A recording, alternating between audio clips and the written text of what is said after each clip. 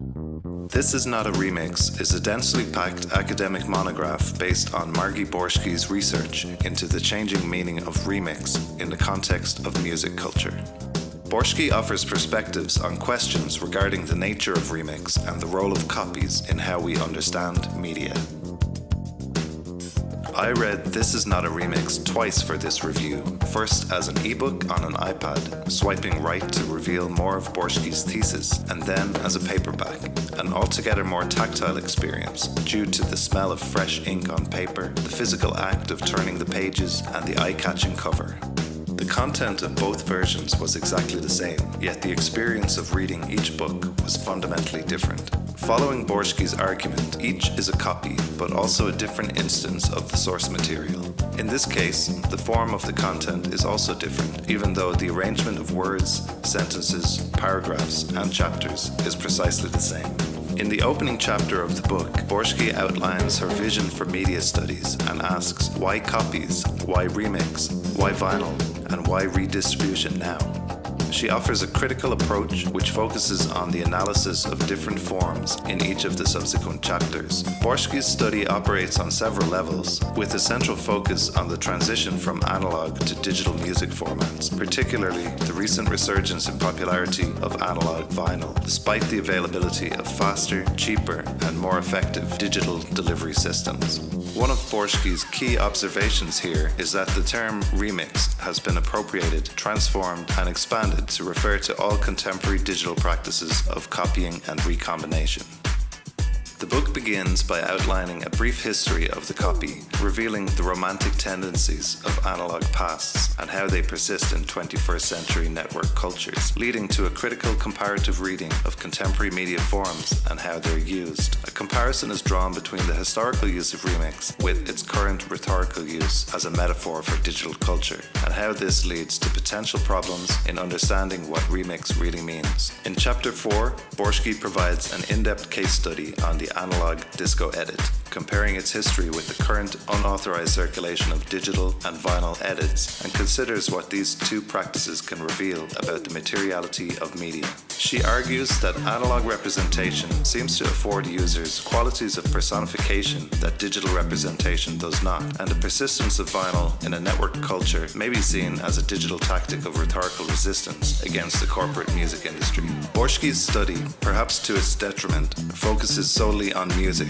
MP3s, vinyl records, CDs, tapes, and DJ culture. Drilling down a little, the analysis of musical artifacts leads to more pertinent questions, including, is remix an apt metaphor for digital culture?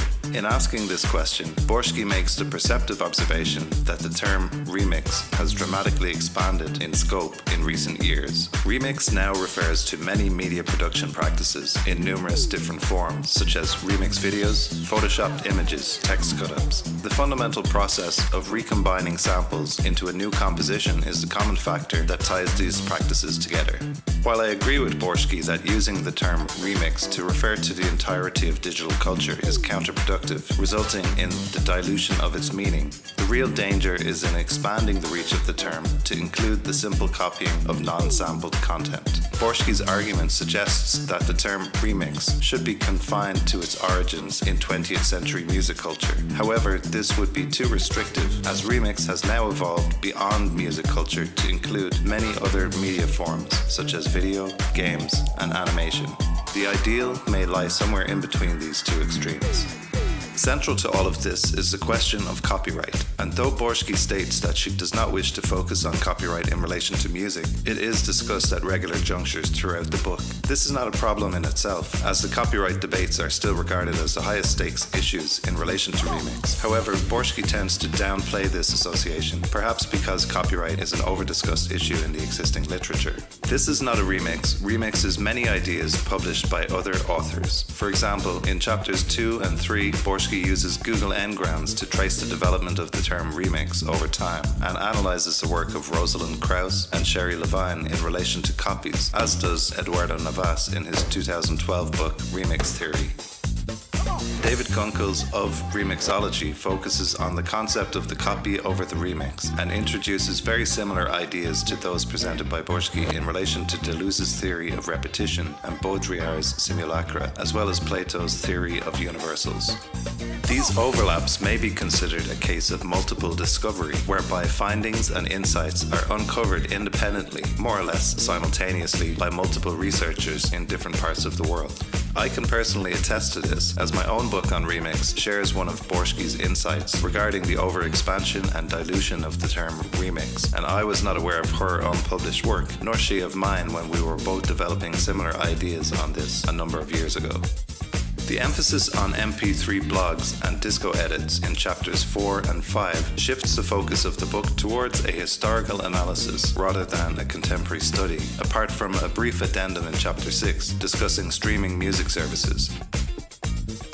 Just as Borschke describes how countless MP3s, playlists, and online music collections were lost when Kim.com's mega upload servers were raided in 2012, streaming services, legal or otherwise, are susceptible to being shut down for economic or political reasons. Perhaps MP3s will go the way of the vinyl record and come back into fashion someday. Having a copy of one's entire music collection safely stored on a hard drive offers a certain security and peace of mind which streaming services simply may not be able to provide.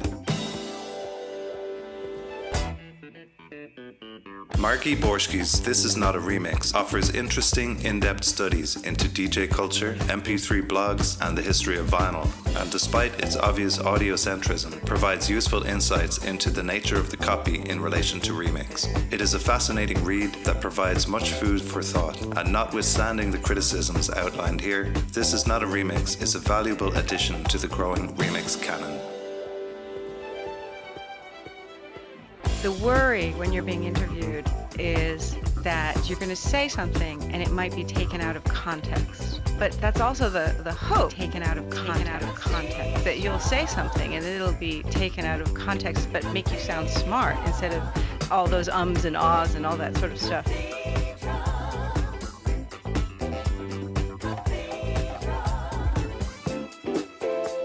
The soundbite wasn't invented by Twitter. Margie Borschke is a writer and academic. She's based in Sydney, Australia, and she's the author of the book This Is Not a Remix.